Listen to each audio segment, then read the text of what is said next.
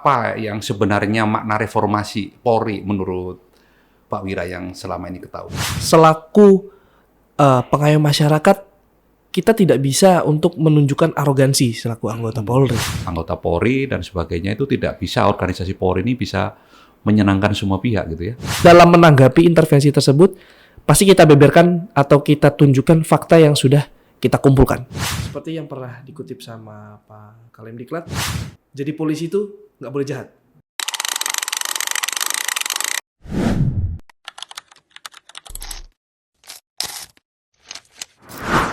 Assalamualaikum warahmatullahi wabarakatuh.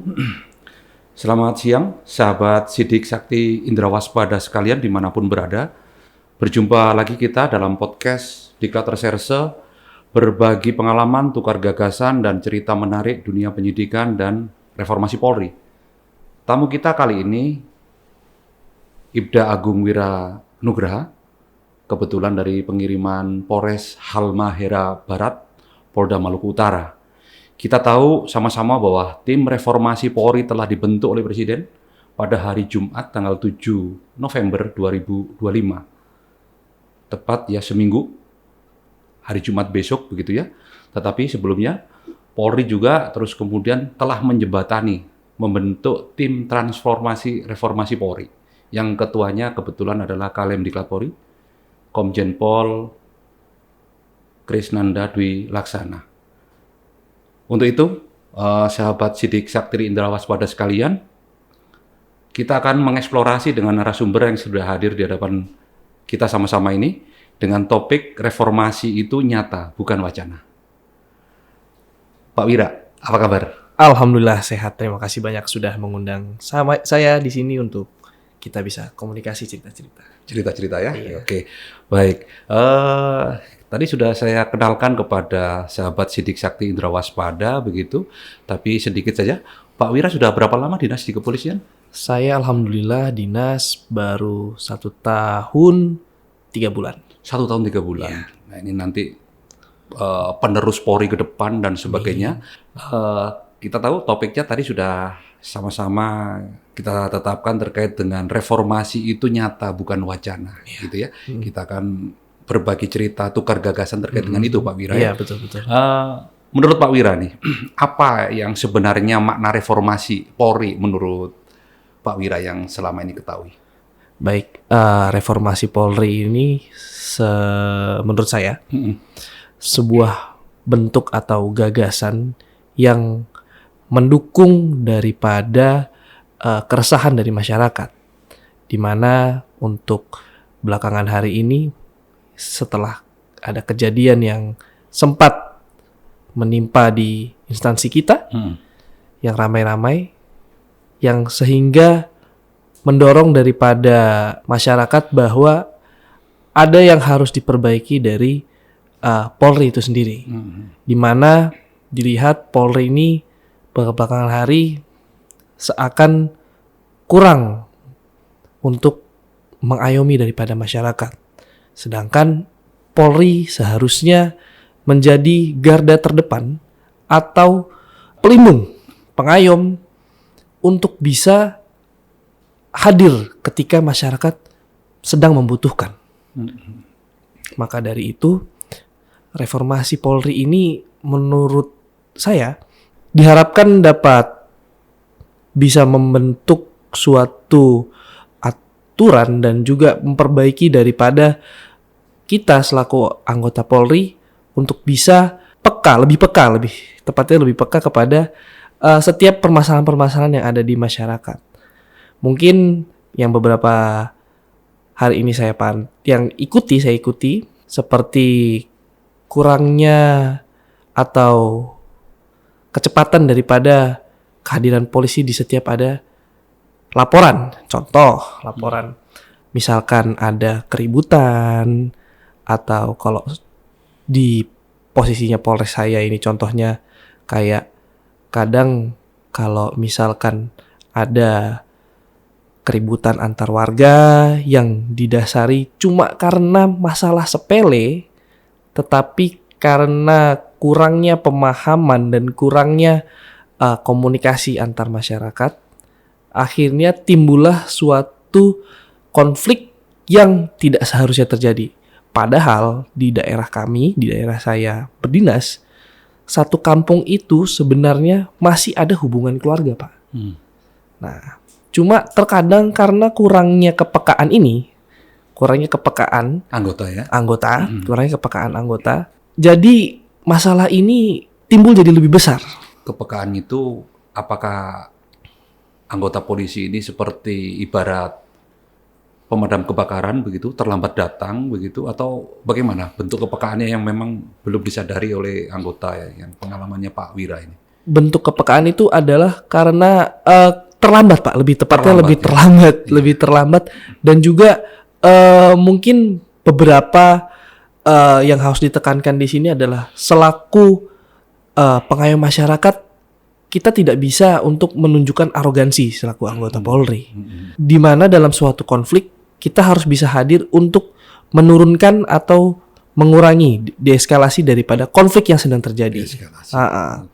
Tugas kita juga harus bisa membantu mencari solusi dan juga jalan tengah untuk bisa sama-sama win solution daripada masyarakat yang sedang berkonflik ini. Kurang lebih seperti itu, Pak. Itu Pak Wira ya.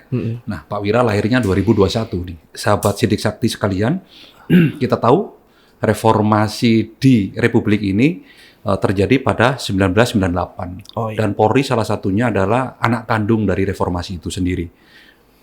Pak Wira ini 2021 nih. Ya, mungkin masuk kategori generasi milenial atau Gen Z. Nah, itu kira-kira seperti itulah gitu ya.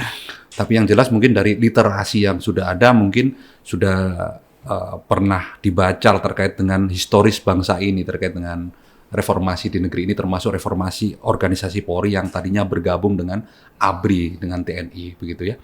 Sehingga pertanyaan saya tadinya juga mau menanyakan ketika bergabung dengan Polri bagaimana, ketika terus kemudian pisah bagaimana, tetapi itu tidak relevan karena Pak Wira 2021 gitu ya. Iya, 2021. Dan baru 1 tahun kira-kira berdinas. Tapi baiklah, kita menginjak kepada pertanyaan yang berikutnya yang mungkin sahabat Sidik Sakti juga ingin juga berbagi cerita dari Pak Wira ini ya, apa kira-kira jawabannya terkait dengan tantangan terbesar yang dihadapi Polri dalam menjalankan transformasi Polri menuju organisasi yang memang profesional dan humanis gitu ya.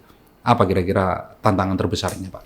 Pak Wira kan sering dengar ya beberapa hari ini dan sebagainya, kita Pak Kapolri pun juga nyampaikan berulang kali di berbagai media dan sebagainya bahwa Polri tidak anti kritik, silakan gitu ya, kritik dan sebagainya. Tantangan terbesar menurut saya ini sebenarnya dalam memperbaiki citra kita sendiri, Pak. Citra ya.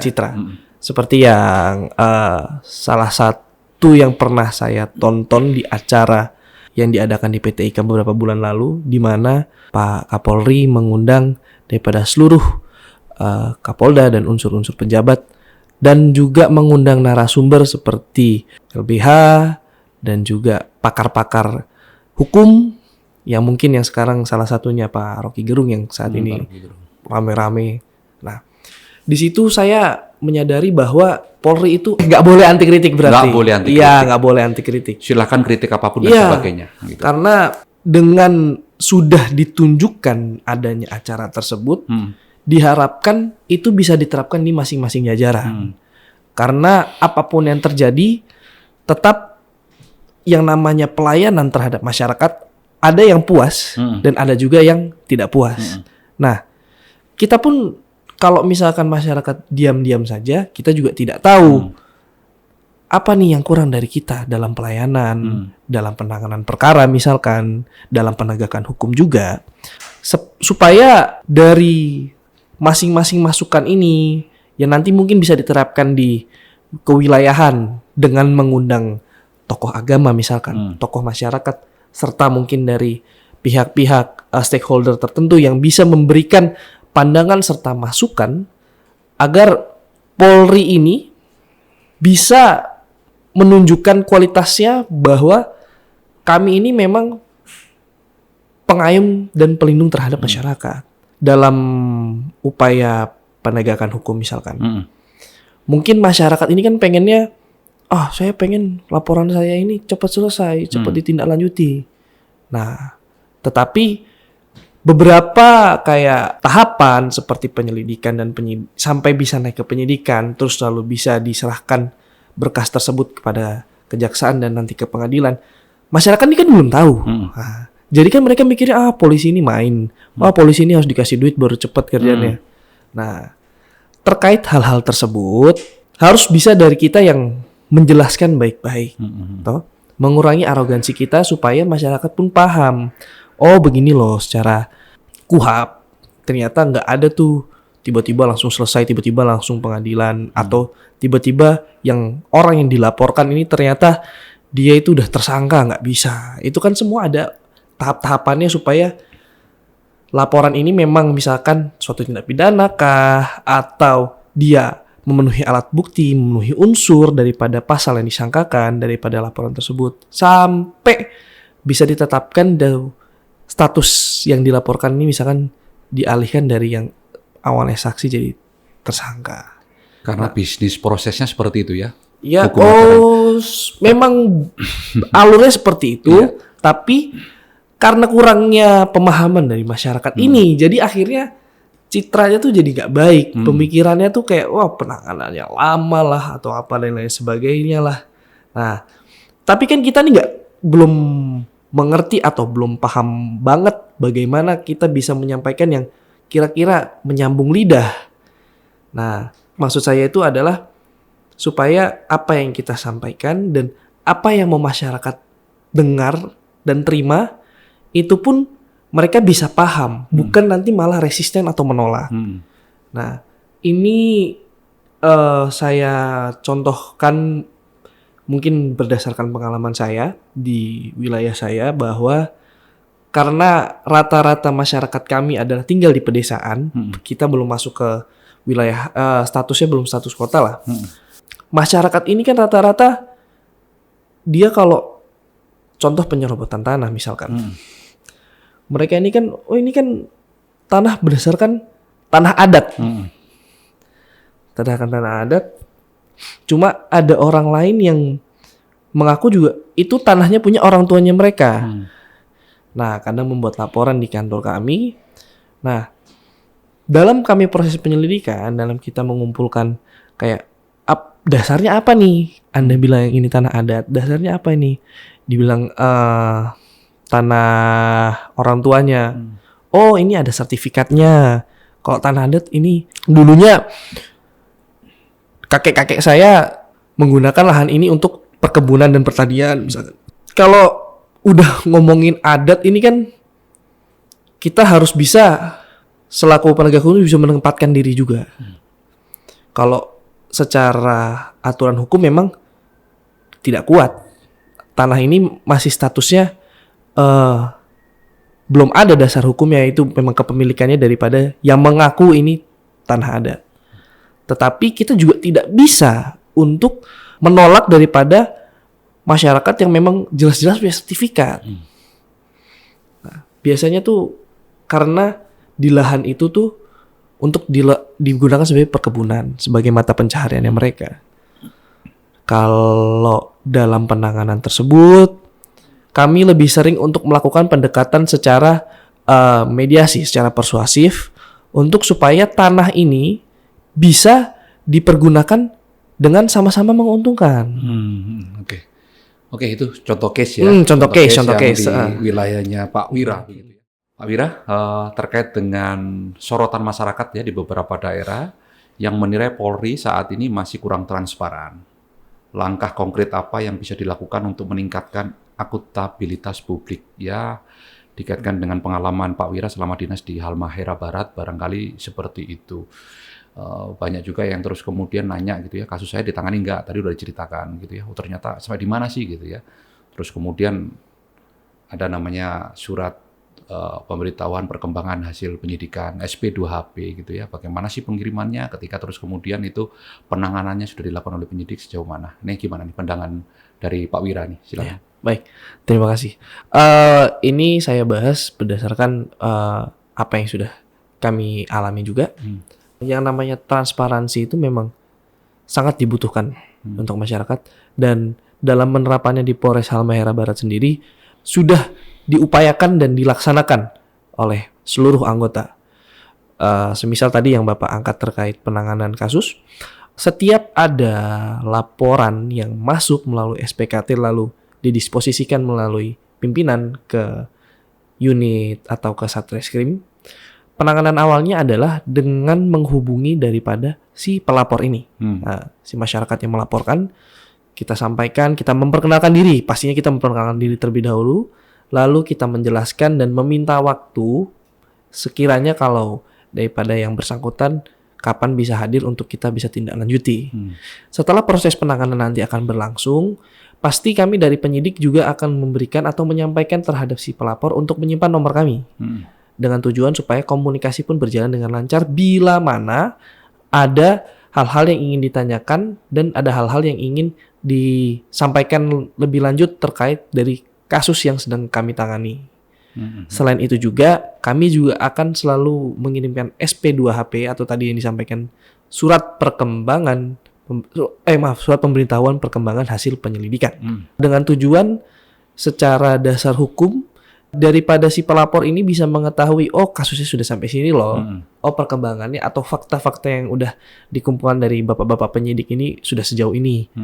Nah, bila mana juga ada oknum yang melakukan hal-hal yang mungkin menurut masyarakat ini tidak puas, di situ juga ada layanan di Dumas atau bisa laporkan langsung di Provos dengan penyampaian bahwa ada beberapa anggota atau oknum anggota yang melakukan hal-hal yang sedikit menyimpang. Nah, itu tujuannya juga baik. Dari anggota pun sebenarnya jangan sampai menganggap itu suatu ancaman, tapi itu adalah hal yang baik, adalah bentuk pengawasan.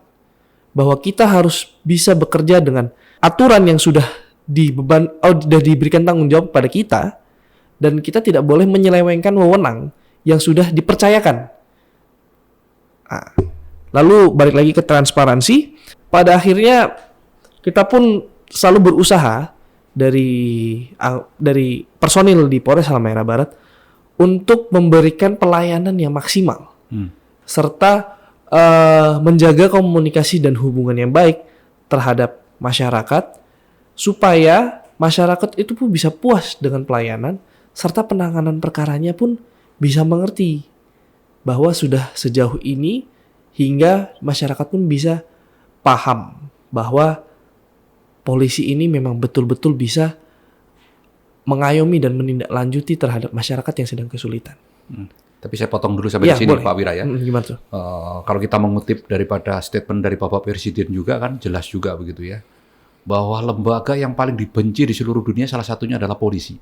Tentu dari statement itu kan kita bisa lihat ya faktanya di lapangan, termasuk di Indonesia sendiri, bahwa polisi mungkin juga anggota Polri dan sebagainya itu tidak bisa, organisasi Polri ini bisa menyenangkan semua pihak gitu ya, terutama mereka yang bersentuhan dan memang predikatnya sebagai tersangka. Tentunya tersangka sama keluarganya ini tentunya kan akan membenci polisi kan gitu. Nah itu kira-kira itu kan menjadi apa ya, hal-hal yang memang terus kemudian menjadi masyarakat itu tahu gitu ya, sehingga terus kemudian memfilter berita itu sangat penting juga. Benar nggak faktanya seperti itu? Tapi kalau memang faktanya ada oknum yang tidak benar yang ada di organisasi kepolisian, ya itu bagian dari kritik, pasti itu ya diterima dan terus kemudian untuk dilakukan perbaikan.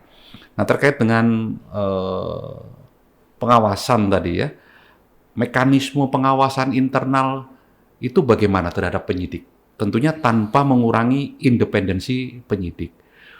Tentu Pak Wira ya. Iya. Selaku penyidik ini kan tidak terlepas daripada intervensi, ya intervensi dari pimpinan, dari pejabat luar dan sebagainya.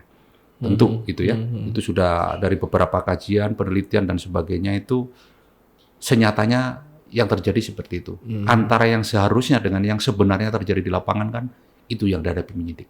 Nah kira-kira mekanisme pengawasan internal tanpa mengurangi independensi daripada penyidik itu bagaimana?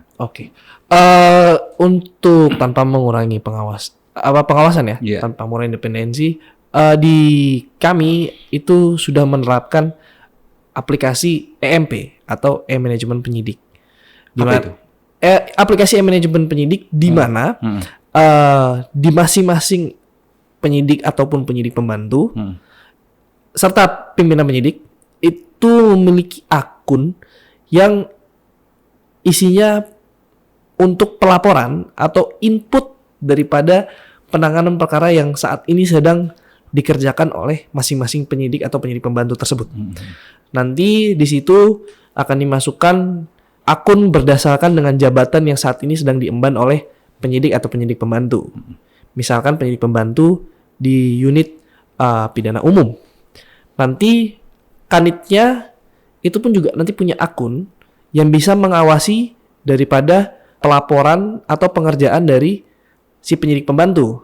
Nah, dari aplikasi ini sangat membantu untuk pengawasan dimanapun kita berada. Karena dari pun unsur pimpinan belum tentu selalu ada di ruangan. Lalu selain itu juga pengawasan ini juga dipantau oleh Kasat pastinya.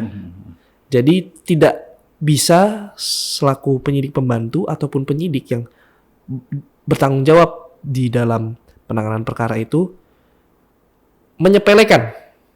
Jadi progres penanganan perkara itu bisa secara manajemen terkait dengan kedudukan dan dalam struktur organisasi itu bisa dimonitor atasan dan sebagainya. Ya, betul. Tapi nggak bisa diakses oleh pihak masyarakat. Oh, tidak bisa. Hanya karena internal ya, untuk pengawasan internal saja. Ya, betul. Karena ini akunnya juga akun yang sifatnya private toh. Private. Ya, sifatnya private yang hanya untuk internal dan pastinya ada target di sana yang harus mereka capai, yang harus mereka kerjakan. Dan kalau misalkan penanganannya ini lama, pasti akan menjadi evaluasi daripada pimpinan, pasti kanit atau kasat yang memantau daripada pengawasan pekerjaannya para penyidik ini. Oke, esensinya Pak Wira terkait dengan intervensi itu. Oh ya? Pak Wira selama dinas sampai detik ini, Ya.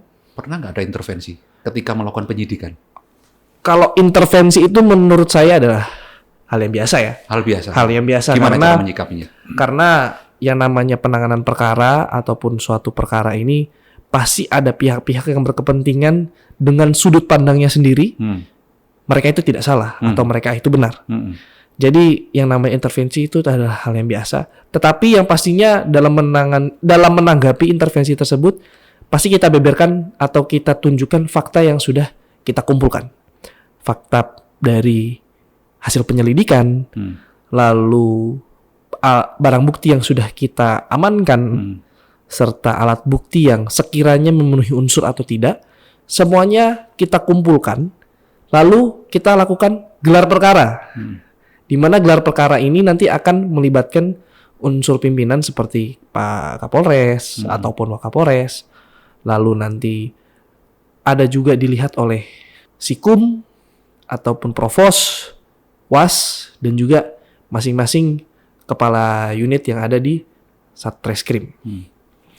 Tujuannya daripada dilaksanakan gelar perkara ini adalah untuk menindaklanjuti daripada apakah kasus ini suatu tindak pidana atau bukan, pastinya. Ataupun orangnya yang kita sangkakan itu adalah tersangka atau tidak.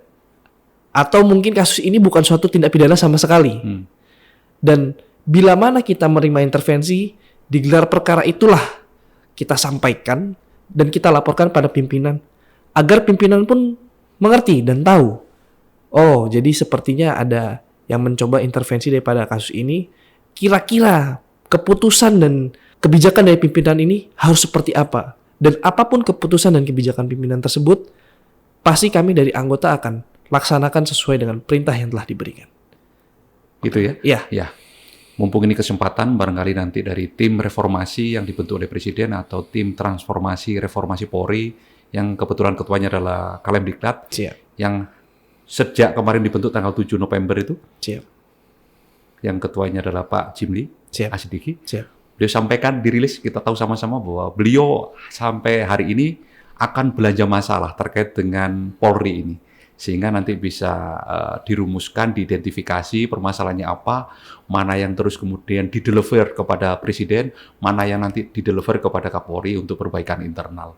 Mudah-mudahan yang disampaikan oleh Pak Wira ini nanti bisa menjadi satu hal yang menjadi belanja masalah yang diinventarisir oleh beliau-beliau yang di sana. Siap. Jadi kata kuncinya tadi bahwa penyidik ini nggak mungkin nggak ada intervensi, pasti ada ya. Pasti ada. Halmahera Barat saja pengalaman Pak Wira ada, apalagi ada. di kawan-kawan yang berdinas di daerah-daerah lain dan Siap. sebagainya yang dekat dengan kota dan sebagainya. Kira-kira Siap. seperti itu. Siap. Kita lanjut lagi sekarang Pak Wira ya. Siap. Terkait dengan strategi Polri dalam menghadapi maraknya kritik di media sosial ini. Sering nggak dapat kritik di Halmahera nih? Bentuk kritiknya seperti apa? Medianya melalui apa? Pengalaman Pak Wira gimana? Sebenarnya kalau saya menanggapi dari pertanyaan itu, saya sebenarnya senang dikritik, Pak. Karena Tapi selama ini sering dikritik nggak di sana? ya lumayan lah. Oh, dia sering. Lumayan lah. Melalui apa itu? Medianya? Medianya melalui demo, koran. Koran ya? Iya, melalui sana koran. koran masih ini ya? Maksudnya koran. Koran online? Iya, koran online. Gitu. Nah. Yang lokal gitu Ya, ya? yang lokal, koran lokal. Contohnya seperti apa tuh? Contohnya saya pernah sama rekan-rekan di sana itu menangani sebenarnya kasus penganiayaan, tetapi melibatkan orang yang lumayan berkepentingan lah. Maksudnya bukan berkepentingan, tapi orang yang menduduki jabatan di tempat itu. Birokrasi. Iya. Nah, orang tersebut melakukan penganiayaan terhadap salah satu masyarakat yang sedang berorasi dan melakukan unjuk rasa di kantornya beliau. Mungkin ada kata-kata yang tidak disegani atau bagaimana, akhirnya ya di situ terjadi kekerasan dari si pihak ini. Nah, dalam penanganan ini kami juga sudah berusaha semaksimal mungkin untuk segera mengamankan daripada si pemukul. Lalu juga kita sudah berusaha untuk segera melakukan tindakan cepat dalam penanganan pengambilan keterangan, lalu mengamankan semua barang bukti serta pastinya memberikan transparansi terhadap korban. Tetapi tetap saja ada pihak yang merasa bahwa adanya bahasanya itu kayak memihak. Kami dari penyidik itu memihak. Kesannya memihak. Karena apapun yang terjadi, kita nggak bisa yang namanya menahan seseorang kalau misalkan tidak ada dasar sprint penahanan. Sedangkan masyarakat inginnya pada hari itu juga pelaku ditahan. Nah, memang kami tidak membebaskan atau kita tidak mengeluarkan daripada si pemukul ini. Cuma kita hanya mengamankan dia di ruangan kami, lalu kita ambilkan keterangan, kita tanya, kita kumpulkan semua. Iya, masih penyelidikan. Lalu dia pun tahu dia salah, dan dia tahu pada akhirnya dia harus bertanggung jawab atas perbuatannya dan nanti berakhir di rutan Polres. Nah, dia minta tolong sama kami pada saat itu mau pamit sama keluarganya di rumah sebelum akan diamankan di Polres. Akhirnya kami laporkan kepada pimpinan juga, dan pimpinan pun memperbolehkan untuk si pemukul ini pamit dulu, tapi dengan syarat ditemani anggota. Tetap saja ada masyarakat yang melihat, ini kok dia masih boleh pulang, ini kok dia dikawal, ini kayaknya ada dibayar nih atau gimana nih.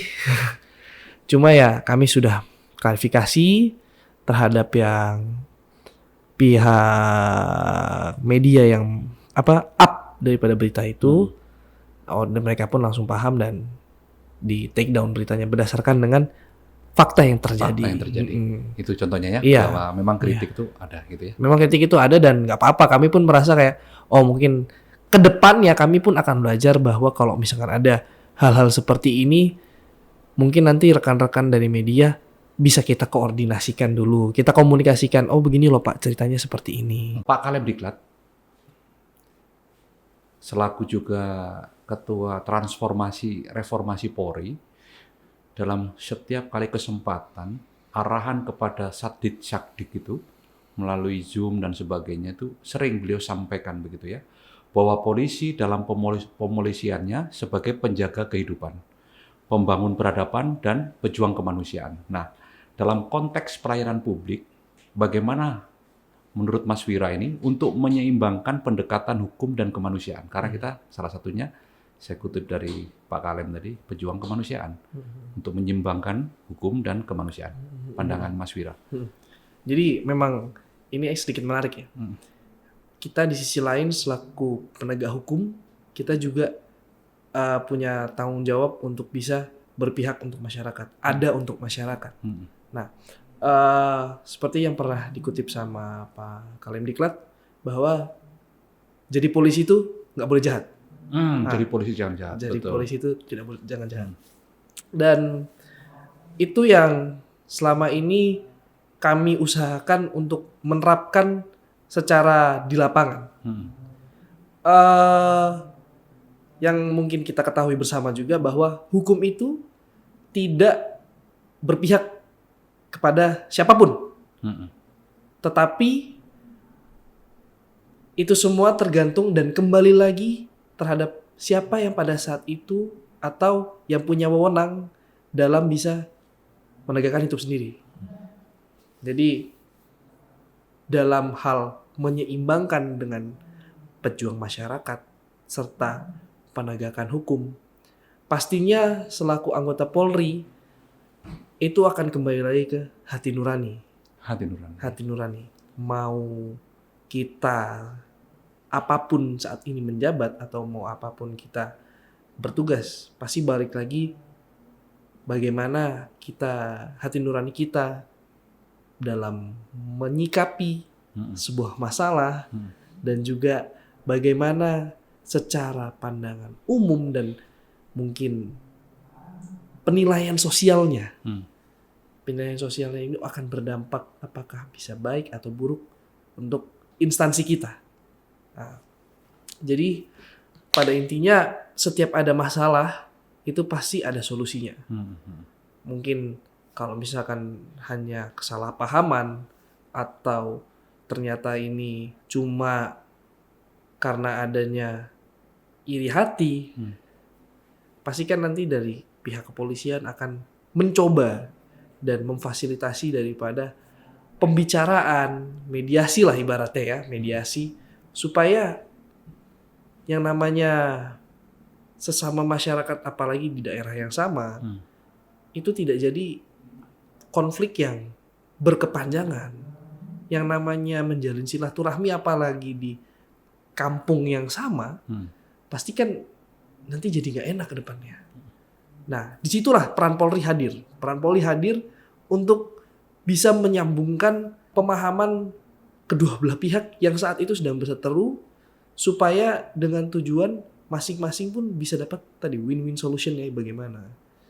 Jadi secara penegakan hukumnya pun berjalan dengan mencari fakta-fakta, mengambil keterangan, proses penyelidikan lah ibaratnya.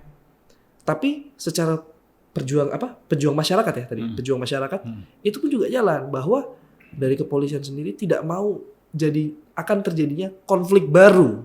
Semisal ada dari sebuah laporan ini atau masalah ini ternyata membuat pihak lain sakit hati dan akhirnya timbullah misalkan perkelahian misalkan atau nanti ada dendam, iri dan lain sebagainya. Nah, makanya itu di sini dapat dilihat bahwa kita pun juga berusaha semaksimal mungkin. Yang namanya pelayanan ini tidak semuanya bisa terpuaskan, tapi setidaknya bisa 50-50 lah. Jadi ya sini juga bisa dibilang seneng, iya sedih juga, iya jadi tapi 50-50. Sini pun juga sama. Nah, disitulah kita melihat bahwa proses kepolisian dalam penanganan suatu masalah yang tujuannya selalu untuk memihak untuk masyarakat. Sebagai pejuang kemanusiaan tadi. Sebagai pejuang kemanusiaan. Kalau disuruh milih, Mas Wira pilih yang mana? Pendekatannya ke hukum dulu atau ke pejuang kemanusiaan ini? Ini kan dua hal yang berbeda nih. Ya. Kalau Anda sebagai penegak hukum tentunya adalah sebagai aparat adalah hukum yang berjalan di situ. Tadi sudah disampaikan terkait dengan harus punya hati nurani sih. Kita tahu sama-sama Mas Wira sudah belajar pastinya ya terkait dengan tujuan hukum. Bukan menurut para ahli, secara universal saja. Tujuan hukum yang pertama jelas, adanya kepastian hukum. Yang kedua, terpenuhnya rasa keadilan. Yang ketiga, asas manfaat. Tadi pertanyaannya kan kembali, bagaimana ya untuk menyeimbangkan antara pendekatan hukum dengan pejuang kemanusiaan ini. Yang kadang-kadang di lapangan nggak semudah itu. Iya. Katakanlah pencurian ringan. Kita tahu sama-sama. Tahu nggak sejarah lahirnya Perma nomor 2 tahun 2012 tentang batasan pemeriksaan dengan acara cepat. Ya waktu itu ada 1 buah kakao yang dicuri oleh Mbok Mina kan?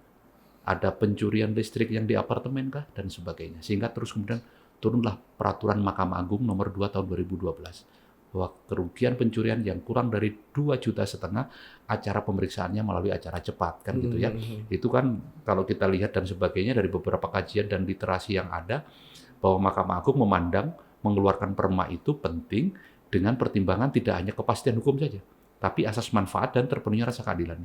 Nah, implementasi Mas Wira selaku aktor penyidik di lapangan ini untuk menyeimbangkan dalam rangka juga Commander Wish atau apa yang disampaikan oleh Bapak Kalem ini, kita selaku salah satunya adalah pejuang kemanusiaan, di sisi lain kita sebagai penegak hukum untuk supaya menyeimbangkan antara pendekatan hukum dengan kemanusiaan ini secara nyata. Ketika nggak ada pilihan, orang berdua ini tidak mau damai. Mungkin sudah ada Perpol nomor 8 2021 tentang restoratif justice misalnya. Tapi nggak mau damai nih faktanya. Tapi sebenarnya ini adalah tindak pidana yang kategori ringan gitu. Ini gimana nih pandangannya Mas Wira nih? Jadi saya sempat lihat di suatu berita, kalau nggak salah di daerah Jawa sih, tapi saya sudah lupa, itu mungkin di sekitar tahun 2018 atau 2017. Jadi ada suatu perkara di mana seorang anak menuntut ibunya sendiri terkait warisan rumah. Warisan rumah. Jadi kalau nggak salah itu dia kerugiannya sampai berapa belas juta lah. Nah, di situ saya melihat di berita si anak ini tidak puas atau merasa dirugikan karena yang dimana si anak ini harusnya mendapatkan hak atas warisan orang tuanya, tetapi karena ada kebutuhan atau kejadian yang genting, warisan ini dipergunakan untuk hal ini, anak yang genting ini. Kalau nggak salah, itu kecelakaan atau pengobatan gitu. Nah, anaknya ini nggak puas lah. Lapor lagi ke Polres setempat. Di sana saya melihat peran polisi. Peran polisi secara penegakan hukum dan pejuang masyarakat. Penegakan hukumnya itu saya lihat bahwa tetap laporan dari si anak ini diterima. Terima, ditindaklanjuti. Tapi pada saat itu juga, pada hari itu juga Kasat Reskrim ini mencoba untuk mempertemukan dari si orang tua dan anaknya ini.